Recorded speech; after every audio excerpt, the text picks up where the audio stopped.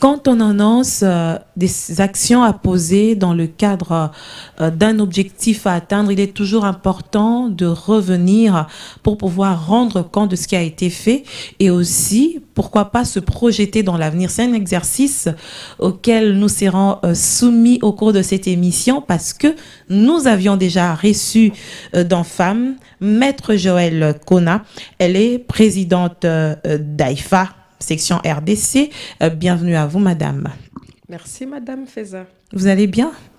Très bien, merci. Entre la première émission et celle-ci, beaucoup des choses se sont déroulées. Vous êtes toujours présidente parce que c'est un mandat de 2 ans, si je ne me trompe. Exact. Et en tant que présidente, vous vous sentez déjà fière de ce que vous avez eu à accomplir comme mission? Pour une première année totalement achevée, et l'année de démarrage, d'ailleurs, on va dire que ça va, je ne me plains pas. Mais par rapport aux défis et à tout ce qu'il y a à traiter dans AIFA, il y a du chemin. Donc, je ne dors pas non plus. Alliance internationale des femmes avocates, il faudrait préciser, cette alliance a vu le jour en mars 2021 et vous aviez eu justement à décréter un chronogramme sur lequel vous devriez travailler. Vous avez commencé par quoi d'abord? Pour bien fixer les choses, AIFA a été créé, AIFA International, hein, AIFA RDC est une des composantes de AIFA International. Donc, a été créé en novembre 2020, juste à la sortie du confinement. Oui, oui. On faisait nos échanges qu'on a appelés web causeries entre consoeurs et on a décidé de créer une association qui réunit des avocates de 23 pays. Et donc, on a décidé depuis, on va dire, novembre 2020, de doter de chaque pays de ses organes. Et donc, AIFA RDC émane de cette assemblée générale, a été, on va dire, voulu, mais créé finalement, après ma désignation comme présidente, disons entre décembre et mars, on a obtenu les documents et on a lancé officiellement AIFA RDC le 31 mars 2021, symbolique du mois de la femme pour dire aux gens, allez, on est là. Vous êtes là, les femmes ont beaucoup de problèmes, hein. Je ne sais pas si on peut appeler problème ou défi, mais les femmes ont quand même beaucoup de problèmes. Vous vous êtes focalisé d'abord sur quoi dès que vous avez pris les rênes de cette association au niveau de la RDC? Déjà, pour la parenthèse, j'ai pensé à quelque chose ce matin quand vous dites que les femmes ont beaucoup de problèmes. Je parlais en moi-même en me disant déjà le nom, l'image. Quand j'ai vu une vidéo de Madame Lukiana qui porte le nom de son mari, du professeur Lukiana, oui, j'ai pensé à Michelle Obama. Pour l'homme, la situation est plus simple. Il naît, on l'appelle Monsieur X. Et pour la femme, c'est tantôt mademoiselle, tantôt madame, et on évolue après, comme ça. Ça devient, on porte le nom du mari, ou bien on garde son nom propre. On est déjà avec ces différences. C'est pour vous rejoindre. C'est pas péjoratif, non? C'est positif aussi? C'est des défis. Déjà, ce niveau-là. Oui, c'est des défis. Une simple appellation. Parce que quelqu'un qui est déjà Monsieur X et qui mourra Monsieur X, qui a en face de lui sa jumelle, par exemple, quand on a des faux jumeaux, hommes et femmes, qui est déjà mademoiselle pour commencer, et puis qui va devenir Madame Y, parce qu'elle était Mademoiselle X au départ. Je pense que c'est des défis. On a déjà une sorte de crise d'existence, pas d'identité, mais d'existence. La femme doit gagner sa place. C'est ainsi qu'on a trouvé le monde. Ok. Et dans cette crise d'existence, vous avez amené un cadre d'abord pour pouvoir justement discuter de ces questions. Par exemple, le fait que la femme porte son nom, c'est vrai qu'on va en parler, ou je sais pas, on peut déjà en parler.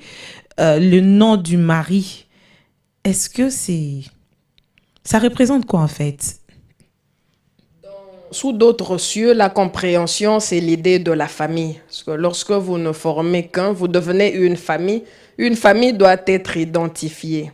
Et comme la société ou la civilisation à laquelle nous appartenons a placé l'homme comme le chef du ménage, et dans la Bible, et dans le Coran, et dans nos lois, c'est l'homme qui est le chef de ménage. Dans nos coutumes également, j'allais oublier, tout est parti de là. Il n'est que normal que la famille X soit identifiée en fonction du nom de son chef. C'est comme les clans. On prend le nom du patriarche qu'on attribue à ce clan-là. C'est normal, c'est pas mauvais. Les inégalités qu'il y a autour, qui sont plutôt fonctionnelles, qu'est-ce que le chef fait suivant telle ou telle civilisation, c'est pour cela que Haïfa existe, parce qu'on a des choses à traiter ici. Quand tu divorces, ça te rattrape avec cette identité que tu as portée des années et des années. Ça peut arriver qu'à un certain moment, vous vous dites, non, moi, je vais faire mon chemin. Mais avec ce nom-là, parfois, c'est compliqué pour la femme. Ça devient compliqué.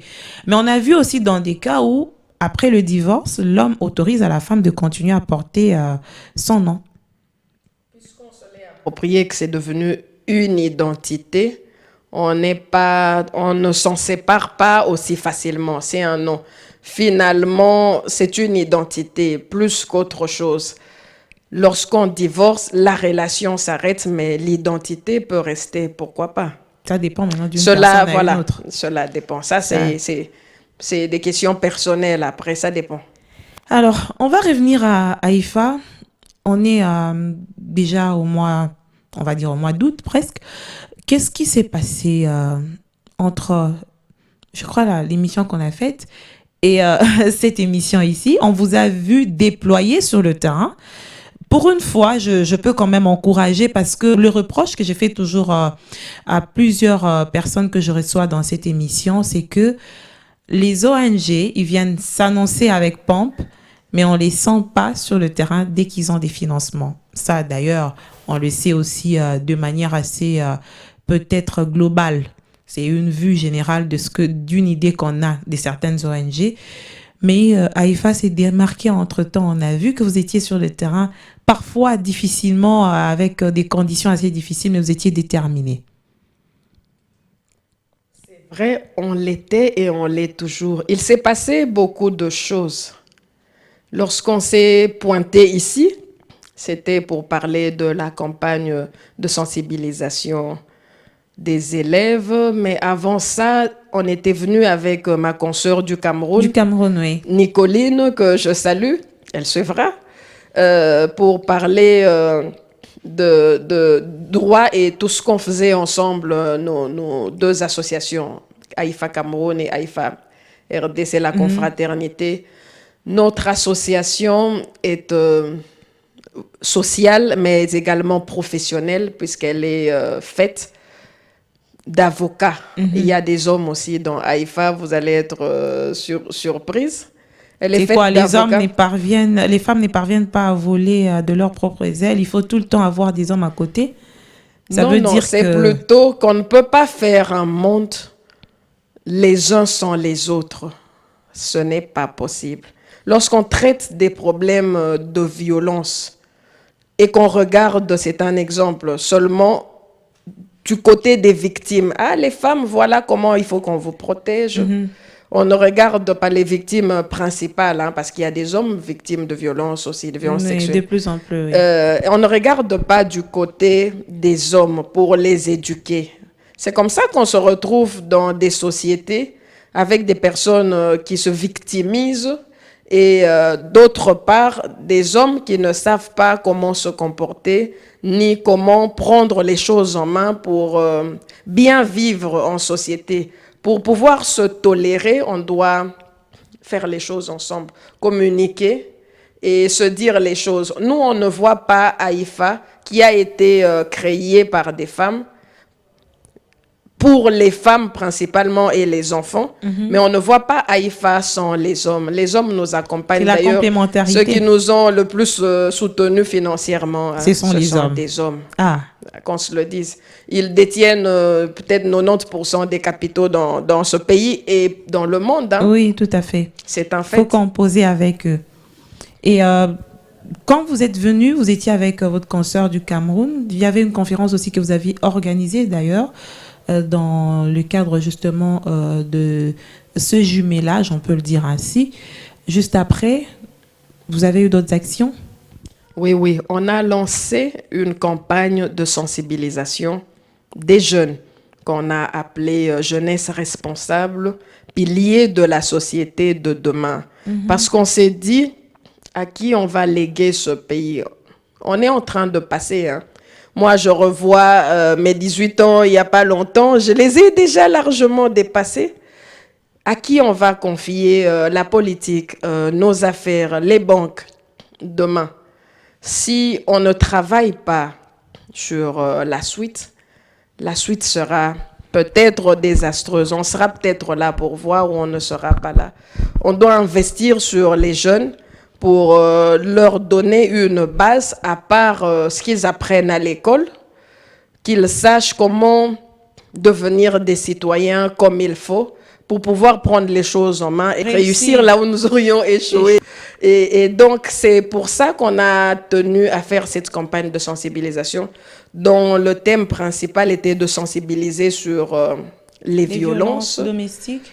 Les violences domestiques, entre guillemets, parce que la loi n'est pas encore bien fixée sur ces questions, okay. Mais les violences qui touchent à la jeunesse en général, hein, nous avons des textes, des dispositions éparpillées, ramassées. On est en train de se battre et militer pour qu'on puisse codifier, avoir des dispositions sur les violences basées sur le genre, incluant les violences domestiques dedans.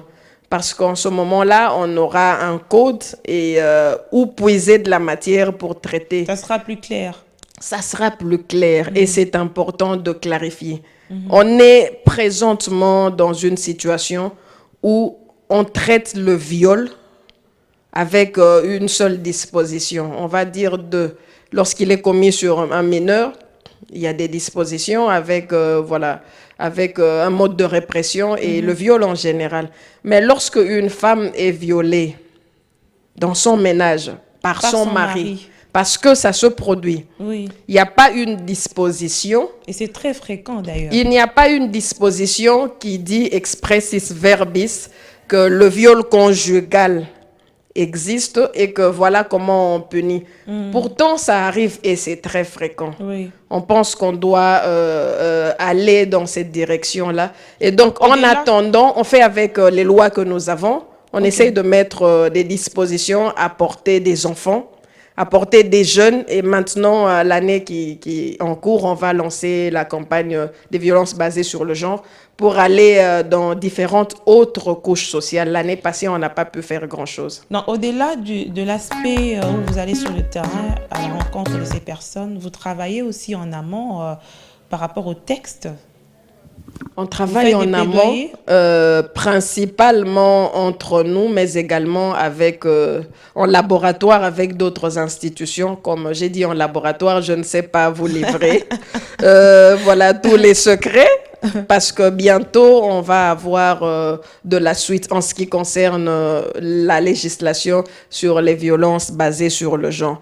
C'est important de se dire les choses telles qu'elles sont, plutôt que de faire comme si tout va bien chez nous, alors que nous avons des problèmes de société, des problèmes dans nos maisons. Nous avons des enfants violentés qu'on traite d'enfants sorciers. Nous avons des problèmes surtout dans des familles recomposées. Le beau papa qui va violer, faire des attouchements ou violer les enfants de son épouse. Nous avons des problèmes. Il faut qu'on les traite et ne pas faire comme si tout allait bien. Au début, je ne sais pas si c'est au début, mais c'est vraiment l'une des grandes difficultés dans cette lutte, c'est le silence. Est-ce que de plus en plus, vous, en tant qu'avocate et présidente de cette association, vous avez l'impression que le message passe par rapport à cet aspect des choses où il faudrait briser le silence quand on est victime? J'ai souri parce que j'aurais cru que vous étiez à l'une de nos campagnes. La première chose qu'on a faite, et notre marraine, c'était Son Excellence Madame Chantal Yellow-Moulop, Oui. conseillère spéciale du chef de l'État.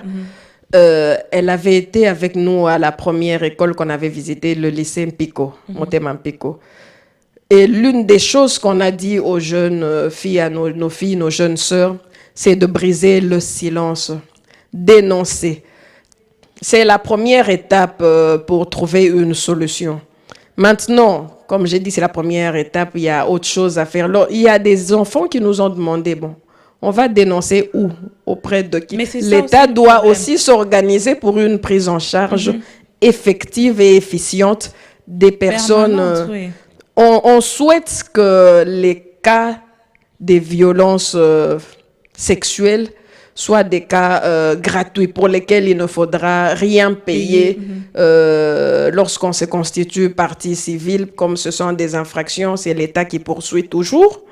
Mais lorsqu'on se constitue partie civile, qu'on n'ait à payer aucun rang et qu'il y ait un accompagnement de l'État, parce que l'accompagnement des victimes sur le plan médical et sur le plan psychologique et toutes ces choses, pas un accompagnement dans les textes. Les textes sont là, mais un accompagnement concret. Que les gens sachent vers qui se tourner, comment commencer pour dénoncer lorsque ça se produit à la maison, à l'école, au milieu du travail, le harcèlement des femmes, c'est toujours d'actualité. Dans nos églises, les épreuves que les femmes subissent et les jeunes filles... Dans les églises? Il y a des pratiques. Tu n'as pas d'enfant, on va t'induire d'huile, on te masse, je ne sais pas par quel gourou de votre église et tout ça. Il y a des pratiques qui sont dégradantes pour les femmes dans les églises. Parce que nous recevons des femmes qui viennent s'en plaindre. Elle l'a fait, elle n'était pas convaincue, mais on lui a dit, écoutez, pour avoir telle solution, il faut faire, pour avoir le mariage, on a vu des vidéos, peut-être d'autres pays, mais on est toujours en Afrique. On a vu, et il y a des pratiques qui sont dégradantes pour la femme. Ça se passe en silence, c'est ça? Ce sont des questions qu'on appelle superstitieuses ici dans notre loi, qui touchent à la conviction de la personne. Déjà, pour que la personne en parle, elle doit se dire qu'il y a un problème. Lorsqu'elle pense qu'elle agit normalement, la loi qui la protège, elle ne sait même pas l'évoquer parce qu'elle pense que c'est normal. C'est normal. Et c'est à ça nous, justement, les associations, de dire certaines choses pour que les personnes qui nous écoutent se rendent compte. Attention, lorsque vous envoyez vos filles dans des églises, il faut faire attention à ceci parce que ça, déjà, c'est pas biblique pour commencer. Et puis, c'est pas normal, c'est dégradant pour la femme. Et il peut y avoir des séquelles, des conséquences psychologiques sur cette personne qui pense que c'est le fruit de la foi, alors qu'il y a une sorte de perversion dedans. Toutes ces choses, nous sommes là pour en parler, tirer la sonnette d'alarme et éduquer. Et surtout, en tant que professionnels de droit, pour donner des pistes aux gens, aux jeunes, dès le bas âge, pour qu'elles sachent que ça, c'est déplacé, c'est un geste déplacé. Je dois dénoncer, je dois dire non. Et si je suis victime, il peut y arriver que quelqu'un se retrouve... Mais maître, comment je vais faire pour aller poursuivre mon bourreau? Il y a quand même l'une des violences qui est devenue très, très fréquente dans les foyers. C'est cette violence physique où les hommes battent leurs femmes au point où elles ont perdu leur vie. J'ai vu en une année des cas que moi je connais, qu'on a vu sur Facebook, on en est peut-être à 5 ou 6, déjà de janvier ou à maintenant. C'est flagrant parce que ce sont des personnes qui partent comme ça sans dénoncer et c'est fini, on ne parle plus d'elles. Je vais vous dire, j'en profite pour passer un message. Le mariage, lorsque vous vous dites « oui, je le veux », c'est le consentement à l'union. Ce n'est pas le consentement au sexe d'office. Ça, il faudrait le dire. C'est la loi. Ça ne se dit pas forcément. Non, c'est la loi. C'est le consentement à l'union. Le sexe, je vais le dire ainsi puisque c'est de ça qu'il s'agit, Oui, il faudrait c'est le dire. fruit de l'amour et des désirs. C'est un partage, un langage. Comme tu dis, je t'aime, comme ça, je viens de le dire. Le corps parle. Alors, vous devez être en symbiose, en adéquation. C'est pas le fait que tu aies, autant pour les hommes, hein, que tu aies épousé X ou Y, qui te donne automatiquement le droit d'aller, voilà, de physiquement. toucher. Il faut tout le temps avoir le consentement de l'autre. S'assurer que l'autre est d'accord, s'assurer, s'en assurer. Tu viens de l'insulter, de la traiter d'idiote, inutile, etc. Et ça arrive dans beaucoup de ménages et tout. Ouais. Et tu veux arranger. Vous avez votre langage. Mais assure-toi, parce qu'un non, c'est un non. Et lorsque quelqu'un vous dit non et que vous sentez que la personne ne veut vraiment pas, vous arrêtez. Ah, ça, il faudrait faire un recensement. Je pense que les femmes sont... Vous arrêtez, sinon c'est un viol. Les femmes sont violées tous les Malheureusement, jours. c'est un viol qu'on doit réglementer, sur lequel on doit légiférer, qu'on traite avec le régime commun. C'est un viol conjugal. Les instruments juridiques internationaux auxquels nous, RDC, on a souscrit, le disent. On appelle ça viol conjugal. On doit faire évoluer notre législation Mais de pour plus en insérer plus, quand cet on en article-là. Quand on en Mais c'est parle- un viol, hein, dans tous les cas. Oui, c'est un viol. C'est un viol. On peut pas. C'est un viol. Ça, c'est un viol. Mais quand on en parle de plus en plus, il y a quand même des aspects religieux qui ressortent. On vous dit que la femme ne peut pas priver à son mari, quel que soit son état et tout. Il y a la coutume qui intervient et parfois la femme, elle se met dans ces conditions-là sans se rendre compte que tous les jours, elle subit des violences. Ça, c'est un viol conjugal. Mais au-delà de ça, les hommes qui battent leurs femmes, ça, c'est au point de tuer. Ça, c'est quand même grave. Ça, c'est inacceptable. Et comment les femmes acceptent d'être battues jusqu'au point de perdre sa vie? C'est aussi un problème. C'est un problème, effectivement. Je lisais Emma Watson, qui est une actrice. J'ai d'ailleurs partagé sa publication, son discours. Elle est ambassadrice volontaire de ONU Femmes. Ok. Et elle est actrice d'origine anglaise, mais qui travaille à Hollywood, qu'on connaît. Et donc, dans son discours, elle a dit quelque chose qui m'a touchée, que je voulais redire. Si les hommes cessent de se comporter comme des bourreaux, sentir qu'ils ont besoin d'être les plus forts, d'imposer leur position d'homme par la force, les femmes vont se soumettre naturellement parce qu'elles ne vont plus se sentir... La soumission ne sera pas comme une corvée.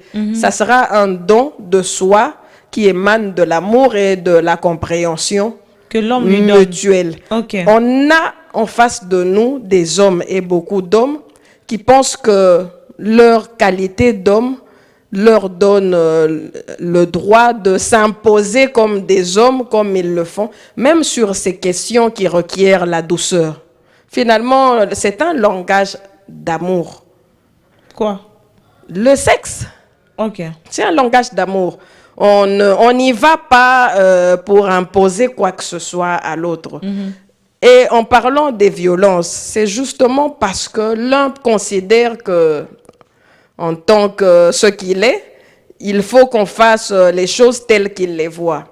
Lorsqu'il y a contradiction, que vous n'êtes pas d'accord et que finalement, il sent que sa position n'est pas suivie, comme c'est lui le chef, la loi le dit, l'État le dit, la coutume dit cela, lui-même il a été éduqué comme ça.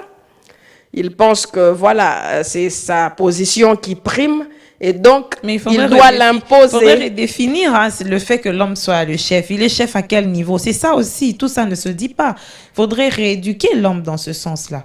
Il est chef à plusieurs niveaux. C'est lui le garant du foyer, le chef du ménage.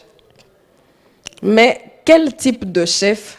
Quand vous construisez une maison que vous voulez durable, vous faites avec de la paille, matiti. Vous faites avec du sable. une autre maison et vous faites avec du solide, ciment. du ciment. Quelle est la maison qui va durer plus Évidemment, longtemps? avec le ciment. Voilà. Il y a chef et chef.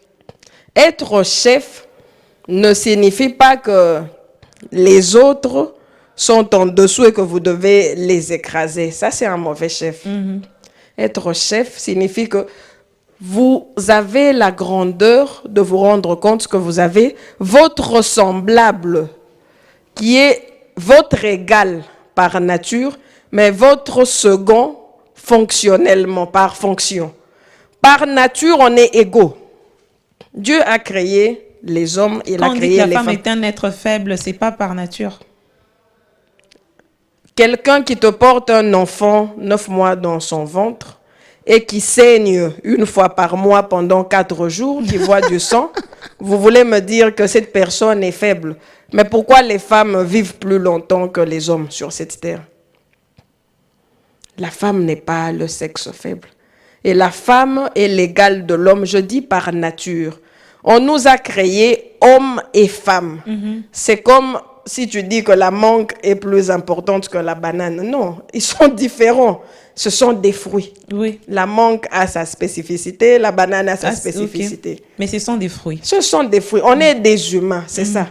Les femmes sont là, les hommes sont là. C'est la société dans laquelle nous vivons qui s'est organisée pour amoindrir la position de la femme. C'est un fait. Et lorsqu'on est, on éduque le jeune garçon en lui disant, moi j'ai un fils et une fille. Mon fils, la nounou lui dit, il pleurait, mais qui lui a dit que l'enfant ne peut pas pleurer parce que c'est un garçon? On éduque les hommes qui ont mal doivent cacher leur mal parce qu'ils passeront comme des hommes faibles. Et les femmes peuvent pleurer, il faut les consoler et tout ça. Elles n'ont qu'à grandir avec cette faiblesse parce que ce sont des femmes. Les femmes font la vaisselle, les hommes Un ami vont jouer me au demandait foot. pourquoi on a beaucoup de femmes, des jeunes filles dans des écoles et finalement dans des universités, il y en a moins parce que les parents pensent que les études des femmes sont moins importantes que celles des hommes. Et lorsqu'on regarde, on compte, voilà, on les envoie au mariage sans les préparer. Elles arrivent, elle ne sait pas, elle a qui en face. Le mariage qui est une affaire de grand, on envoie une petite fille qui vient à peine de sortir des couches de sa mère et on la largue là-bas. Elle doit gérer la belle-mère, elle doit gérer la belle-sœur, elle doit gérer les enfants et l'homme et tout ça. On lui demande toutes ces choses en même temps, on lui dit d'étudier. Et remarquez, lorsque une femme commet une erreur, mais elle est jugée doublement. Oui, c'est tout. L'homme est jugé comme un être humain. Il va faire ses infidélités. Ah là là, Asali Mabé. Mais quand c'est une femme, on la juge doublement, en tant qu'être humain et en tant que femme. Donc, et on demande d'ailleurs à la femme de supporter.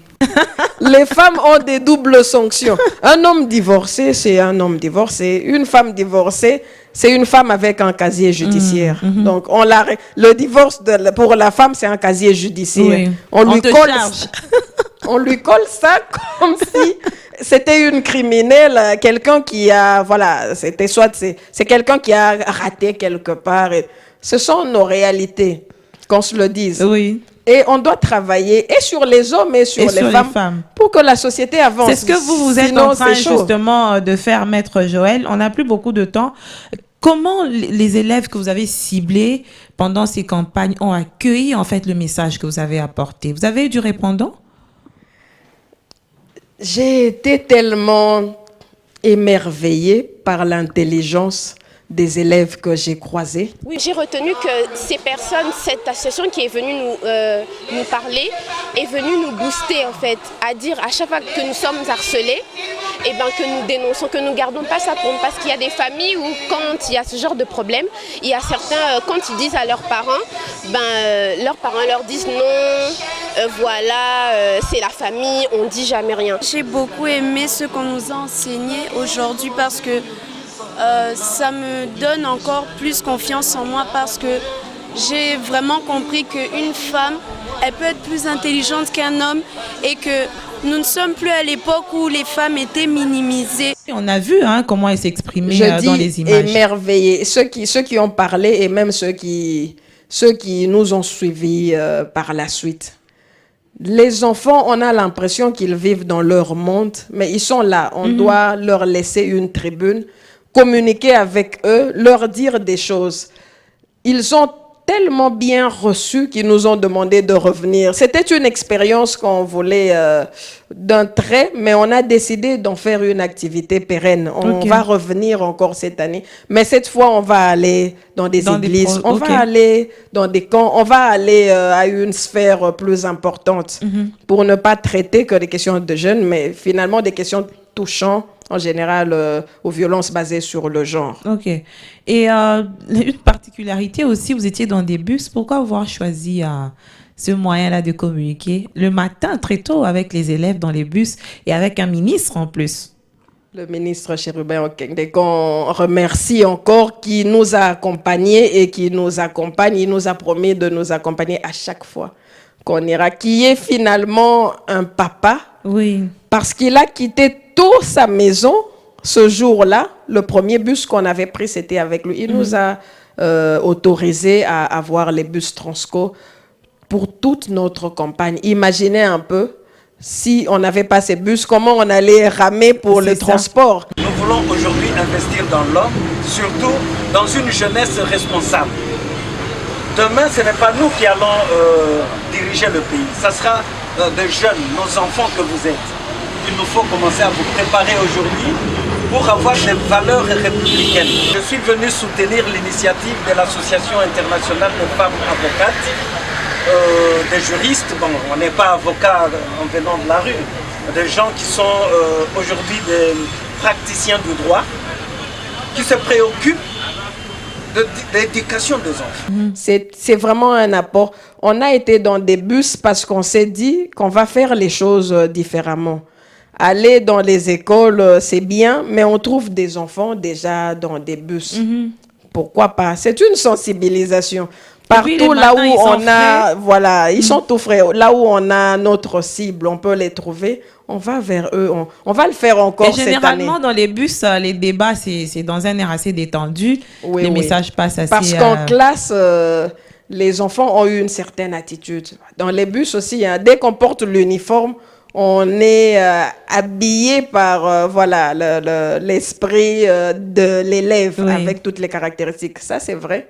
Et on a un comportement approprié. Nos enfants sont très bien éduqués. On doit leur apporter le nécessaire pour en faire des messieurs. Alors, dans les bus, comme vous l'avez dit, ils sont tout frais. Et c'est un concept qu'on a commencé, qu'on a trouvé intéressant, qu'on va encore refaire cette année. Est-ce que vous avez eu des confidences dans les écoles, des élèves qui ont subi des violences, harcèlement par exemple? C'est très fréquent entre professeurs, enseignants et élèves. Vous avez eu des confidences comme ça?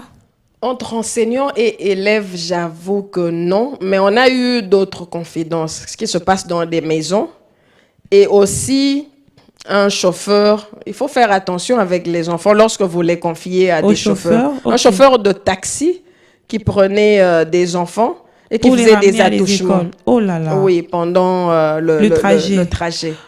On a eu ce cas-là à Limete. Je ne vais pas citer l'école. Oui. Malheureusement, l'enfant, on lui a demandé pourquoi est-ce que vous n'en parliez pas aux parents. Elle a dit qu'elle ne savait pas comment aborder une enfant de 12 ans qui ne connaît pas ces choses, qui commence à avoir une main sur ses cuisses et tout ça. C'est une enfant. C'est comme ça que la loi portant protection de l'enfant dit qu'un mineur ne peut pas donner son consentement. Il n'a pas la même perception de la vie pour pouvoir dénoncer, avoir le courage de dénoncer les choses comme si ça m'arrivait à moi. Oui. La loi les protège totalement pour dire que dès que vous essayez que c'est un mineur, d'office c'est un viol. Vous n'allez pas expliquer à l'État que le mineur ou non, oui. L'enfant ne savait pas comment. On a touché à son innocence. Elle ne savait pas comment parler à ses parents. Et donc elle a commencé à accumuler cette peine et à se poser des questions. Comment ce chauffeur, elle a gardé. Mais ce jour-là, c'était après la sensibilisation. Elle nous a suivis pour nous dire... et on a recherché le chauffeur. Hein. Ok. Ah oui. Ah, bravo. Hein. Moi, déjà, ça bouillonne en moi. Non, mais on ne pouvait pas rentrer et laisser cet enfant dans cette situation. On a instruit la direction pour dire mais imaginez le chauffeur combien va de arriver, cas c'est comme le même ça, chauffeur, il faut l'arrêter. Oui. Et il y a des cas comme ça, les cas sont légion. Les parents doivent communiquer avec leurs enfants. Les premiers éducateurs des enfants, ce sont les parents. Si les parents arrivent et voient les enfants 2 minutes parce qu'ils rentrent tard, en général, ils sont épuisés, ils vont rater quelque chose. On se retrouve dans une société où les enfants vivent leur vie. Il y a aussi l'aspect de temps. Il y a aussi ce côté où le langage n'est pas du tout aisé entre parents et enfants. Parce que ces questions sont tabous dans nos sociétés. On commence par les enfants pour leur dire de chercher en famille les personnes les plus proches avec lesquelles vous pouvez discuter, parler. Oui. Parlez aux enfants le langage qu'ils comprennent. Mais parlez-leur. Parce que ces questions sont d'actualité. Parce que nous avons les médias, les réseaux sociaux. Nous donnons des téléphones à nos enfants et nous mettons nous-mêmes Internet. Parce que si on ne leur parle pas, les enfants vont apprendre à leur manière, avec tous les risques. On doit le faire. Maître Joël, on a fini l'émission. Une dernière question, les perspectives et surtout aussi les moyens. Quels sont les moyens que vous-même vous dotez pour pouvoir atteindre vos objectifs? Les moyens, d'abord humains. On a plus de 400 avocates à travers le pays qui sont mobilisées, qui sont actives pour la cause que défend AIFA en général. Ça, c'est un acquis. Les moyens financiers, on se débrouille, on vient de démarrer avec nos cotisations qui ne suffisent pas. Et donc, on fait appel à des personnes qui nous aident jusqu'ici. On est en train de sortir pour aller vers les institutions internationales, nationales, les ambassades, qui en général attendent d'abord d'avoir un bilan. Qu'est-ce que vous avez déjà fait pour qu'ils commencent à vous aligner dans leur budget. Et on est dans cette phase, la phase de déploiement. Et pour ça, on fait appel à toutes les forces vives qui peuvent nous accompagner. On a besoin de moyens. Parce que les campagnes, surtout, la communication coûte. Ça coûte, oui. Et la prochaine action, dans les plus brefs délais, ça sera où? Octobre, ça va être à Kinshasa. On a prévu de faire le lancement des activités de AIFA d'octobre 2022 ici à octobre 2023. On va avoir une conférence avec le bilan de ce qu'on a eu à faire et on va faire un peu différemment les choses et on va lancer la campagne de sensibilisation sur les violences basées sur le genre. Ça, c'est le social. On a nos formations qu'on va aussi organiser. Le professionnel, on n'en parle pas, ça cible plus les avocats en général, hommes et femmes. Non, les hommes et les femmes, hein, le droit nous concerne tous. Mais dans ce cadre-là, on va donner, faire un listing des activités prévues et proposer aux personnes qu'on va inviter pour qu'elles voient comment nous accompagner. Et on va vous inviter, évidemment, comme ça, vous aurez un aperçu de tout ce qui sera fait et tout ce qui a déjà été fait. Bien qu'on vous a déjà accompagné par rapport à ce qui a déjà été fait, on sera toujours là. Merci, Maître Kona, d'avoir répondu à nos questions. Merci à vous. Merci énormément. Merci à tous. Merci également, Madame, Messieurs, de nous avoir suivis. Il y a eu quand même cette alerte de Maître Joël Kona par rapport à nos responsabilités en tant que parents et aussi en tant qu'hommes, en tant que femmes. Chacun devrait jouer sa partition pour que la paix sociale règne dans nos foyers, dans nos vies, évidemment. J'espère que nous avons eu à écouter et surtout, c'est important de mettre en pratique pour que chacun puisse se sentir respecté dans son coin. Merci de nous avoir suivis. On se retrouve très bientôt.